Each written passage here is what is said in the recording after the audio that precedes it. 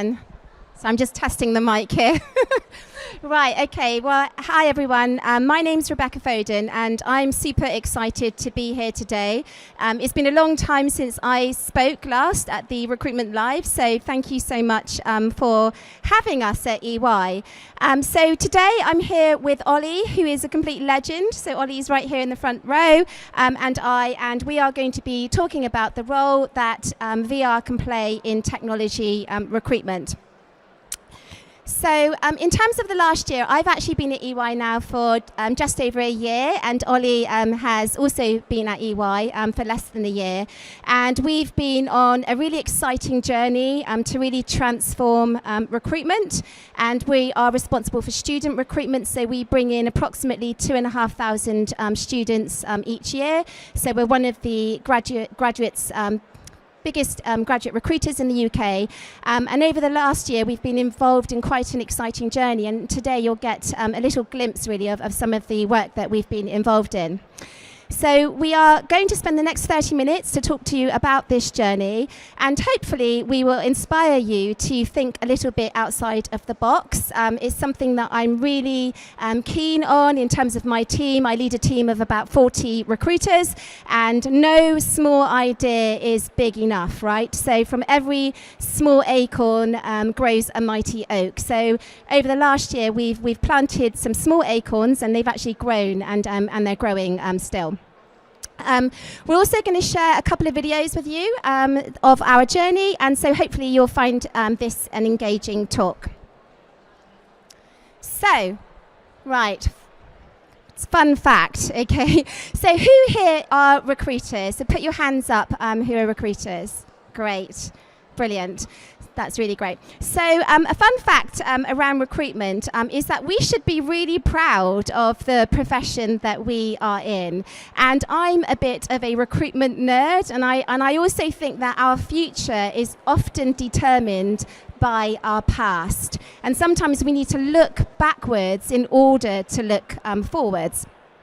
So, did you know that recruitment is the oldest profession, one of the oldest professions in the world, alongside bakers and builders? We are almost, decades and decades, and going back a millennial. It actually dated back in the ancient times, so in ancient Greece and Egypt, where they were recruiting soldiers at scale. But what is really interesting is that in ancient China, in the hiring for civil servants, they had an imperial examination, right? So this was the first time that high volume recruitment, so what we see today, student recruitment, actually existed. And it was actually harder to pass this exam than it is to get into Harvard, right? So only 1% of people had a pass rate, right? Which blows my mind, because when we think about EY, we're trying to get to, a 90% pass rate, right? And that's how recruitment has evolved over time. Also, what was really interesting, if we look back, is that in ancient China, it was the time where they actually implemented assessment centres because they wanted to move away from the nobility, the idea that, hereditary rights, that you actually were going to be hired on merit. And I think that's really fascinating to think back that, that's when they started to think about social mobility as we see it today. And also, if you think about the passage of time, recruitment has existed through wars, through plagues, like the Black Death, through, downturns, through revolutions. Recruitment has been there, but it's only been in the last 30 years where technology has really evolved. So before 30 years ago, and I know I look quite young, but I'm pretty old, recruitment didn't actually change an awful lot, and it's only really changed in the last 30 years.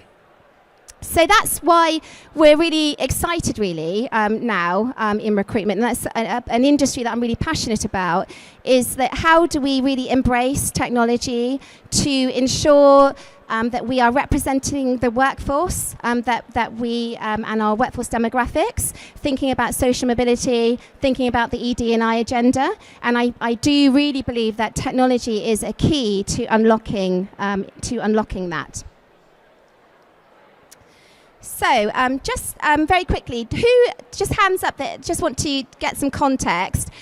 Does everybody know who EY are here? Yep. Cool. Okay, that's great, because when we go out to campus, many students, last week we did 36 campus visits, and most students don't know who we are, right? So we have some brand challenges. Not only do we belong in the Big Four, so that's a very ambiguous concept for students, and that's the target market, so the Gen Z market. But actually, it's very, very challenging right now to recruit in this market. Some of the areas that EY are really focused on right now are technology. So every company is considering itself a tech company, from GE to thinking about Goldman Sachs. Through COVID and through the digitalization of the world the last couple of years, every company now is considered to be a tech company, and EY is no different. So we've just invested $1 billion USD in technology. So one of our biggest challenges is, how do we stand out from the crowd as a Big Four, but also how do we actually influence students that we're actually a tech company, because most students want to work for a tier one tech firm. I'm just going to... So I'm not going to dwell on this. I'll move on to the next slides.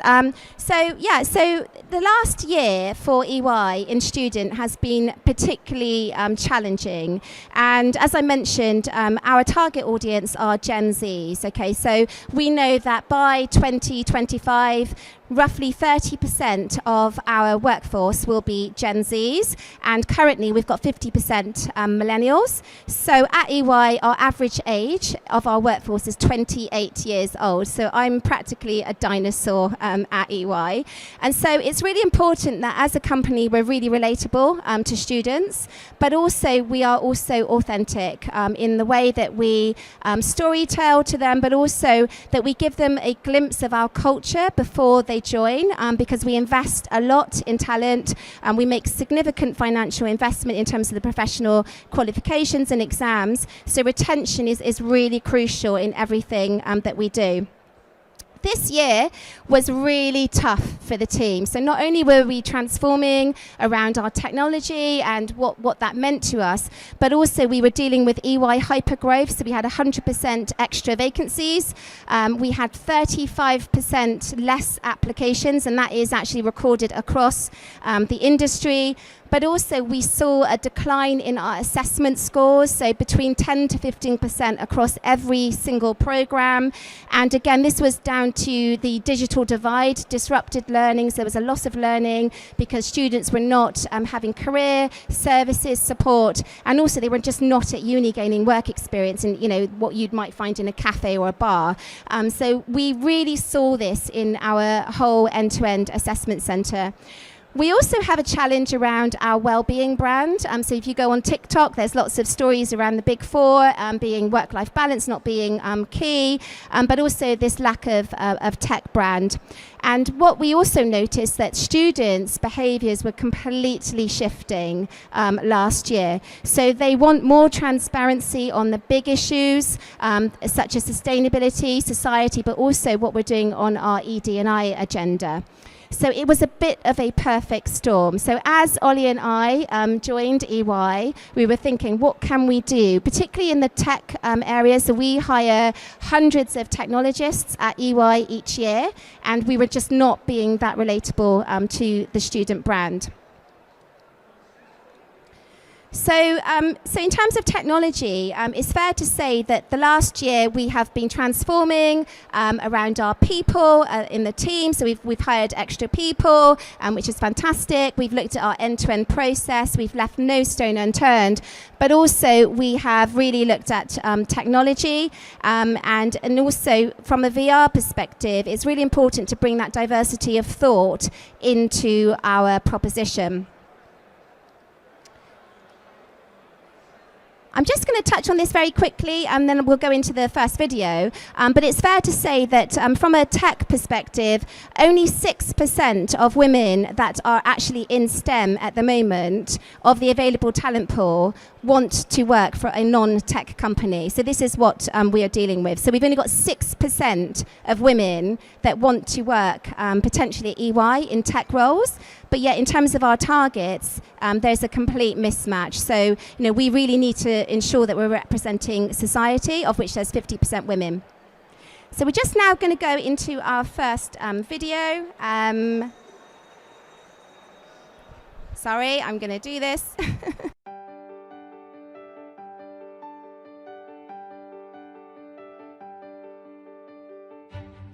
One of the first challenges I had was dealing with the operating environment and a complete shift in behaviours in the student landscape. Not only did we have less applications this year, but the impact of COVID has been immense. Some of the team have really pushed the boundaries on creativity and also bringing really brilliant ideas to the table. So not only are we delivering the BAU, so we've got 2,500 vacancies that we're trying to fill right now in the season.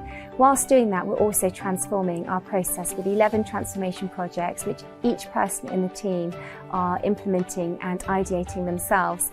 But we're also implementing fantastic technology like Meet and Engage, so a pre-boarding technology, as well as virtual reality for our internships. And also we will be transforming and truncating our recruitment processes at the same time. We changed our student selection process from 5 stages to 3. And the reason why we did this was due to market conditions and due to business hypergrowth.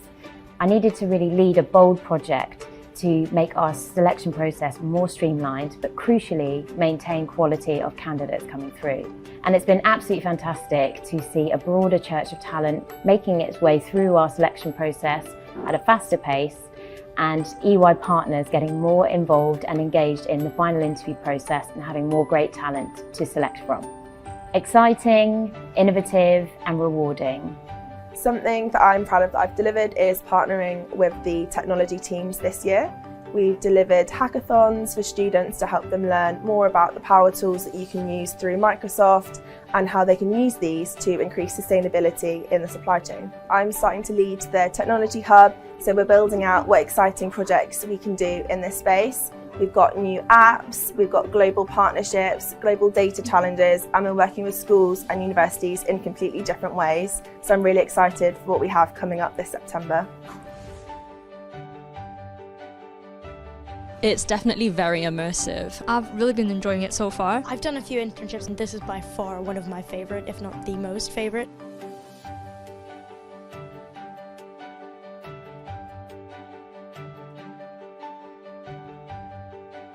I'm just going to pause there actually because this video is actually on my LinkedIn feed and we don't want to take too much of your time.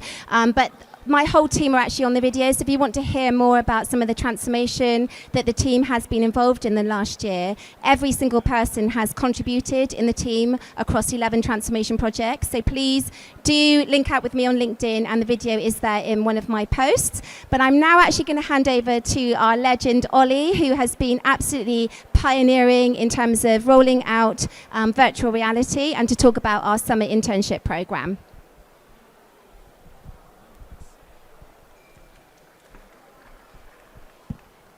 Hi everyone, my name's Ollie and I'm the Student Recruitment Manager for Consulting and Technology Student Programs. I've been in the industry now for coming up to about 7 years. I initially worked in agency and I absolutely love working in the industry. With student you can do something creative, something entirely new every single year, and I really enjoy and love the fact that you can make such a tangible impact to a young person's career right at the start. So for my section, I'm going to be covering off the case study today.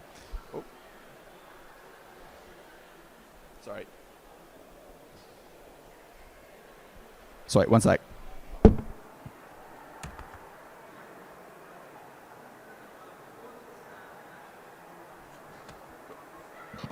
I'll make it work.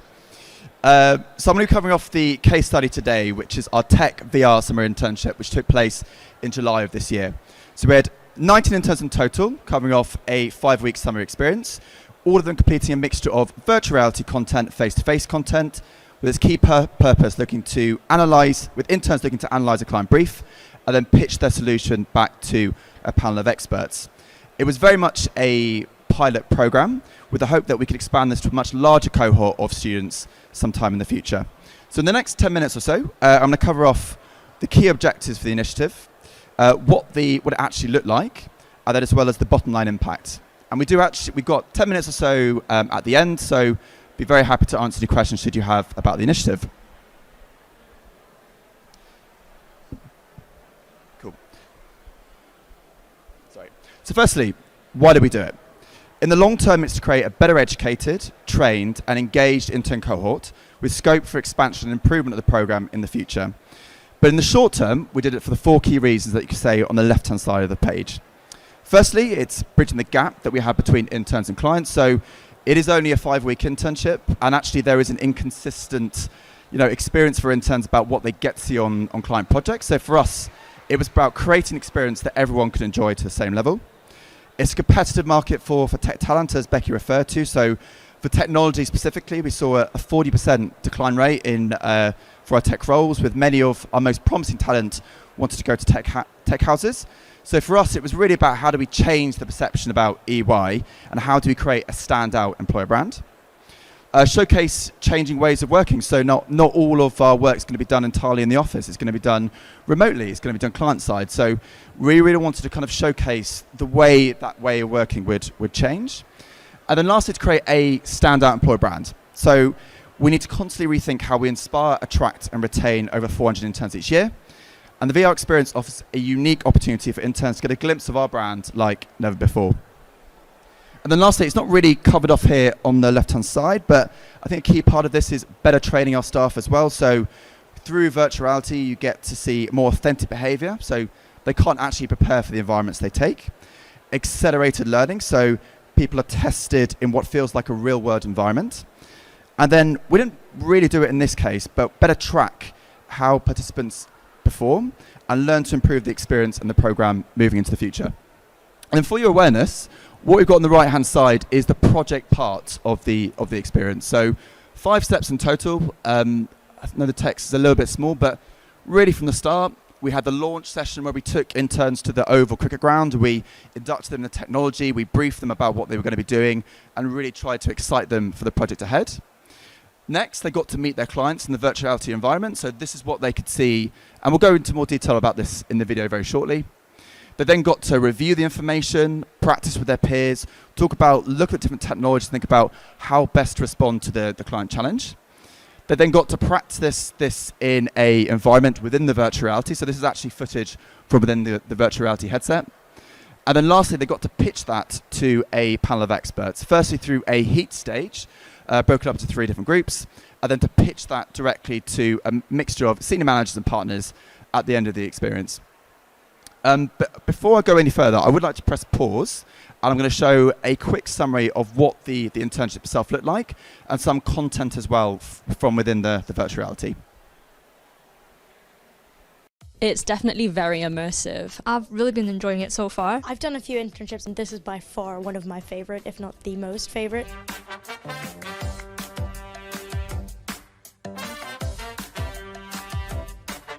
So this has been a 5-week venture where we started off in week 1 being given the information, and we were just given the headset and we were exploring the different sort of meetings that we were doing in the headset. We were to propose a technology solution to a fictional Energy's client, Sante Energy.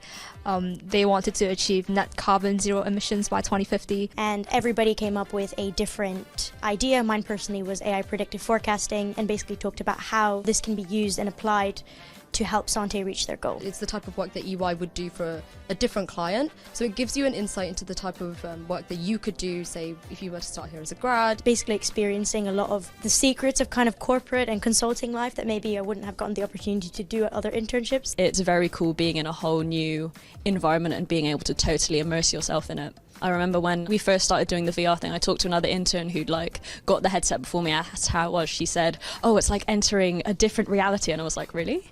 Okay." But it actually is. This really made me think, what were we doing when we were so young? So, I wish I had this opportunity. It was just a brilliant thing to watch. I was nervous doing the presentation, but I thought it was really nice that I could share my thoughts and share kind of something that I've worked on quite hard over the last few days. I think the presentation was a really nice experience to just display all of the knowledge that I'd gained over the 5 weeks. I also really enjoyed the question session afterwards because I felt like then I could really talk about what I learned more and really expand my idea and how I plan to implement it if given the chance. It was really good to see the energy that the young team brought in. They were quite passionate about the topics, the amount of research that had gone in.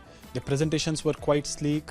Really impressed, really impressed. It's really been an opportunity for me to explore how I could use technical knowledge to offer services to a client. It's been really great so far. When they say like culture is one thing that really keeps people here, I really believe that's true. We would absolutely love to have any of them in our project. So we were thinking, could we have one of those go to our client presentation right after this presentation? Absolutely yes.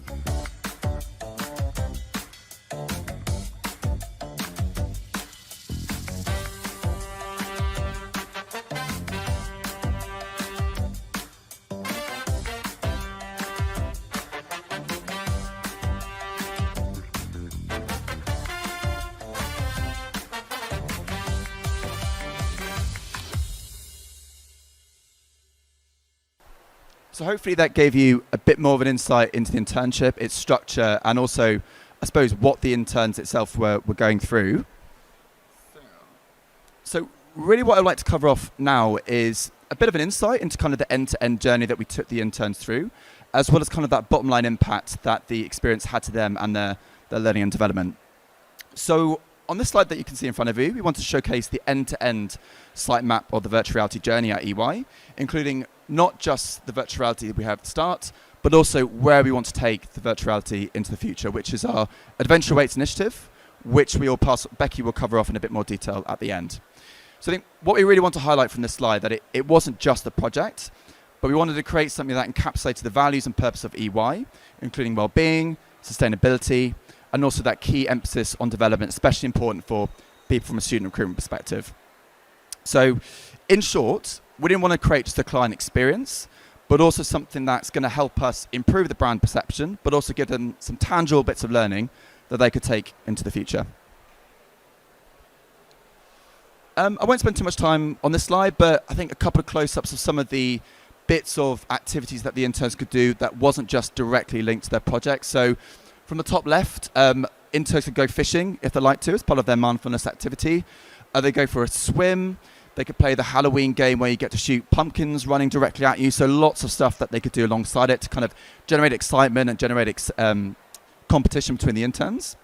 We had the theatres, so the cinema room where they got to live and experience some of our other bits of content from our business areas, but also across our diversity and inclusion piece. The game show piece here that we had at the end, I don't know if we can call it Dragon's Den, but the Dragon's Den room here at the left-hand side. And then also some of the project rooms that we have on the bottom right. I think it's really important to pull out from this that the key thing that interns really enjoyed throughout the experience was the opportunity to really engage and talk to other interns. They did enjoy the project, and that was kind of where they took the key piece of learning. But actually what they loved was engaging and talking to other interns within the virtual reality and playing the activities such as the game show or the Dragon's Den, where they actually got to present back to the interns. And then they had, you can't really see it here, but they have the slides there on the left-hand side that they could actually refer to whilst they were doing the virtual reality piece itself.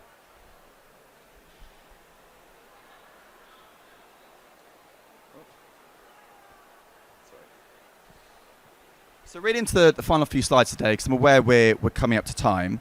But what we did want to do is kind of really showcase the feedback that we have from the interns, both from a quantitative perspective, but also as well from a qualitative written perspective as well. So we've broken that up into 3 different parts. So brand awareness, so the interns' understanding of us as a company and our brand. Confidence, so that's our confidence both with the technology, but also working directly within projects. And then competency development, so how they felt they learned and continued to develop throughout the internship itself. So I won't spend too long going through each line by line because we will share the slides afterwards, but hopefully you can see just all the feedback that we had was very much in the high 80s, the 90%, and indeed a couple of 100% about how they felt the experience went. So in terms of brand perception, 92% said that they felt their understanding their feelings towards EY had improved. From confidence, 100% more were confident about attending meetings with clients, but also as well with using the technology itself. And then also in terms of competency development, so they felt much more confident understanding both the business, but also the tech acuity, understanding of how projects work as well, kind of the general structure that we had in between that. And also about, we want to inspire and create enthusiasm and inspiration for them to take what they learn here into the future. So the understanding of technology and their want to go out and learn more about technology in general. So really, this slide here, some really nice comments that we had directly from the judges. One or two of them said that they would be happy to have these interns work on the projects the next day, which was incredible. But in terms of, they absolutely loved it. The winning ones that won was AI forecasting in energy management, cloud computing, and digital twins. So some really amazing bits of technology, which I'll be honest, I only have a top line understanding of. But these guys really grasped and really presented back in a huge amount of detail back to the clients.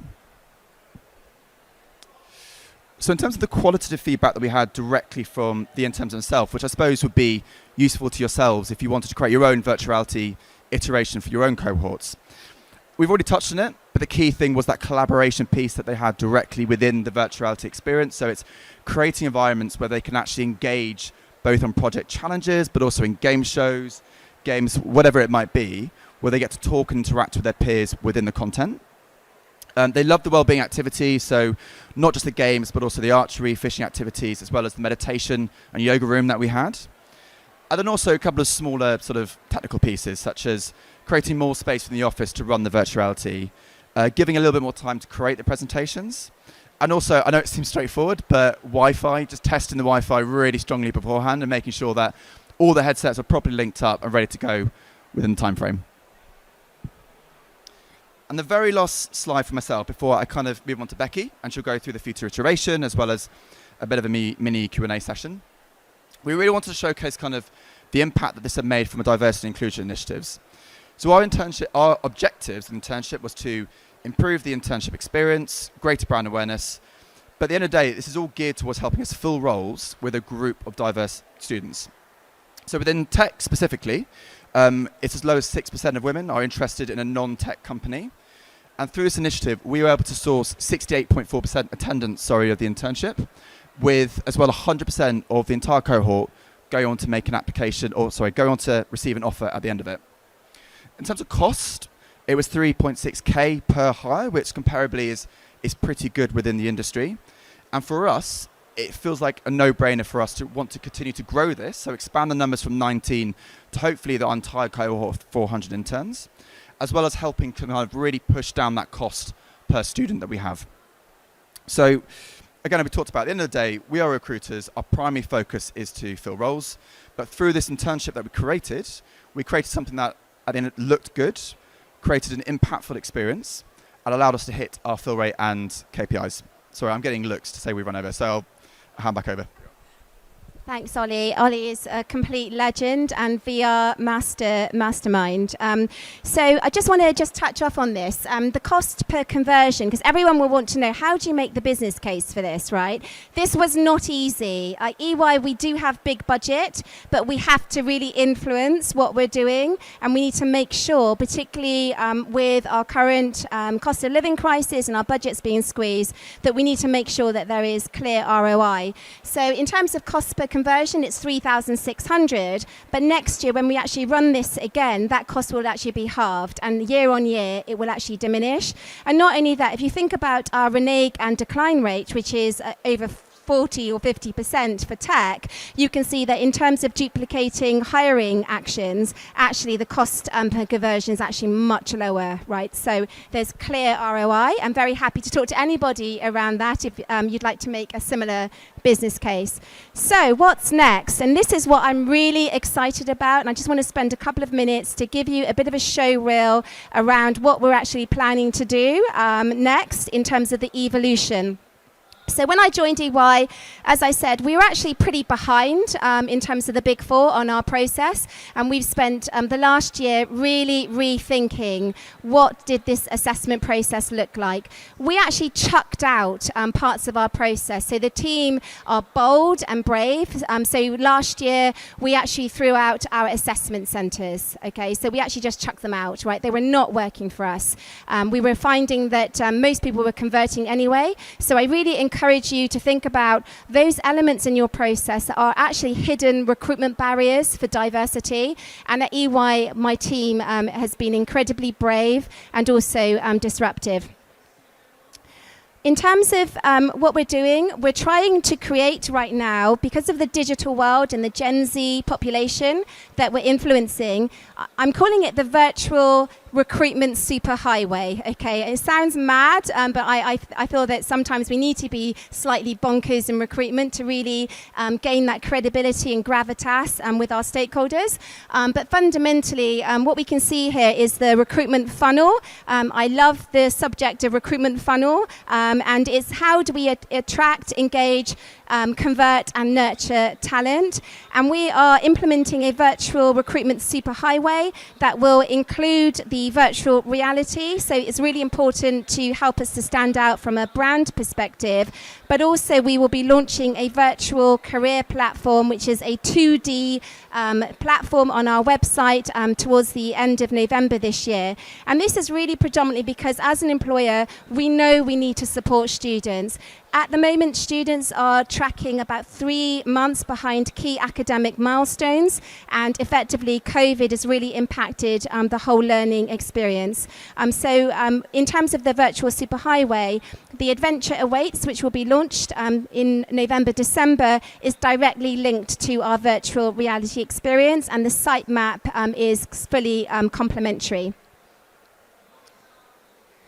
So we've already piloted VR on campus. So last week we were at 36 campuses across the UK, and we actually took the VR to Warwick, and we had great feedback. So again, in terms of that engagement and the ROI, just in one day we had 500 views. That's just one day of actually going out on campus and impacting students. So you know, from our perspective, this is definitely a direction of travel. I'm not going to play the video because actually we've got the next hour. Our VR experience is actually at the VR centre just by the entrance over there, and Oscar can take you through the experience if you fancy going to shoot pumpkins, EY pumpkins, or actually go swimming with fish. And also he may give you a new glimpse of our new VR sustainability experience, which is actually going to blow your mind. So we are going to be launching a VR sustainable experience. So this is about taking this out to schools and where young people can make pledges around their own sustainability and what they're going to do personally, as well as hear about what EY is doing as an organisation in terms of our purpose, but also how we actually support clients and actually help to make the world a better place. So please do go and speak to Oscar, and perhaps you can get a glimpse of that experience. So I'm now actually going to hand back to Chantal because I think it's open to questions. Thank you, and sorry to kick you off. Can everyone hear me, first of all? I hate microphones so much. Yeah, come up, Ollie. If anybody heard my intro, I said that EY really are trailblazers, and I think you could see with what they're doing and the technology they're using that they really are. So we have just over 10 minutes for questions. If you don't be shy as well, nobody wants somebody who's shy. If you've got any questions, please put your hands up, and we have a runner who's going to get you a microphone. Whilst you're thinking of questions, I do have one for Becky and Ollie. What was the biggest value that you got from this without knowing you were going to get that? What was the biggest good surprise that came from this? So I'm going to hand to Ollie in a second. But for me, I think from a leadership perspective, so leading a team of as I said, 40 recruiters, when I came into EY, we were a team of order takers, right? And we were very much subservient into the business. And a year fast forward, what I do see is a team that are innovating, that are ideating, and that effectively building products and really great propositions which our stakeholders are really seeing value. So for me, from a leadership perspective, it's been fantastic to see a fully empowered team. So there's been many people that have been on this project, with Ollie absolutely pioneering it, but it's actually seeing the team grow. But let me just hand to Ollie, because I think he might have a different spin on the answer. I think for looking directly at the internship tech that we did, it was very much like the buy-in that we got directly from the interns. They felt very much more immersed, much more positive about EY as a brand, and I don't think we would be able to have created the same level of impact if we'd done it entirely online as we have been doing over the past 2-3 years during COVID. So it was, I mean, for me personally as well, it was great being there with the interns, kind of, being part of that experience with them too, but also seeing them buy into the brand, really live kind of the values that we were trying to create, I think was excellent. So for us, creating that differentiator for EY as a tech brand from competitors, I won't name any names, but like Accenture, PwC, IBM, any of those, it was really important for us to kind of make that step. So I think for me, it was the differentiator. Any questions from the audience? No. Okay, I'm amazed. Oh, we have got a question over here. This is Nicola, the wonderful Nicola. Thank you so. Can you hear me okay? Yeah, cool. That was brilliant. Thank you. It's wonderful to see the video as well, the content. I'm going to pop over and shoot some pumpkins. Becky, you mentioned about stakeholder management and changing things, making bold decisions, but I can imagine that was hard work. Any tips for changing the way in which senior leaders in your business view innovation? Yeah, and this is such a good question, right? Because I know how tricky stakeholders are, particularly EY, because it's a partnership model as well. So there isn't a central think tank, right? So we have to influence through multiple channels. What I would say is that it's data and insights, and actually running workshops, so defining the problem statement, showing market insights. So I think very early on, we were not afraid to show and tell the business around what the brand perception was and is, how many females in STEM are there actually out there, what is our available talent pool, and also thinking about how do we differentiate ourselves from our competitors and showing them what that looks like. So I think for me, it's about that, the market insights, the data. At the same time of these conversations, when you're pushing on an open door already, don't be afraid to push the door wide open, right? Because actually you will gain followship, and you have to do a bit of a sales pitch, and also land it as a small pilot. Also is also more feasible if the budget sits with you, I think. At this point, we were already transforming our recruitment process. So we've just launched EY1 Tech, which is frictionless recruitment. So it's 40 minutes, one sitting, and we can make a selection decision. This is game changing, right? Because it used to take us 100 days, right? We've distilled this down to 40 minutes, right? And so that door was open, right? So we just pushed it a little bit further and said, well, once we've got them in the selection, how are we actually going to engage talent, right? There's another problem. We've got a selection problem and we've got an attraction problem. And make that an equilibrium problem, right? And just don't be afraid to continue push the expertise that we all hold around the room. So for me, it's being brave, and I really think that as a team of recruiters, and going back to that recruitment timeline which I showed you earlier, recruitment has been around for millennials, right? And we know our job, right? We are the experts, we're the subject matter experts, and I really to Chantal's point, what's made me most proud is the fact that I'm seeing now a team of recruiters that are being a little bit prickly, hedgehogs, being a little bit prickly with the business, giving data, giving insights, and also pushing that door a little bit more widely open. Amazing. Thanks for that question, Nicola. Any other questions from the audience? Oh, we do have one. Awesome. Oh, we've got two. So we'll definitely get to you. Don't worry, we've got time. Thank you. Sorry if I missed this within the session, but did you use an external company or your internal tech team to develop the VR technology?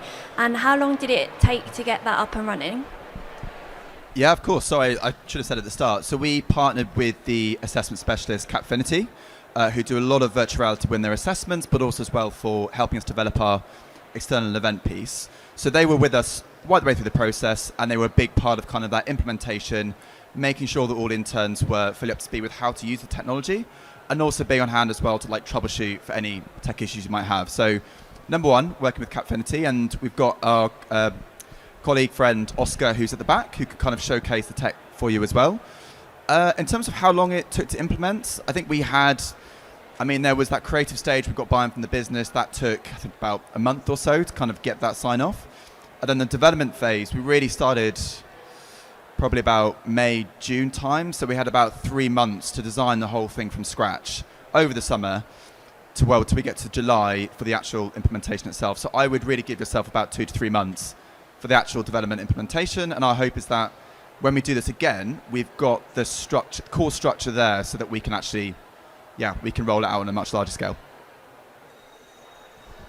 Just to make one other point on this as well, is that when we started this, we didn't know what this would look like, right? Because no one has done this. This is the world's first virtual reality internship, right? So we had very lofty goals and we just didn't know how this would actually play out. But what I would say is that within a very short period of time, this was developed, tested, and implemented. So actually from a high impact, easy to implement, it actually has been, right? It hasn't been that difficult to implement because CAP's already our assessment provider. And effectively, in terms of cost, again, the cost is, there's a definite cost benefit. So I think don't be afraid, to embark on something that perhaps is a little bit ambiguous because out of that could come something that's very, very unique and different.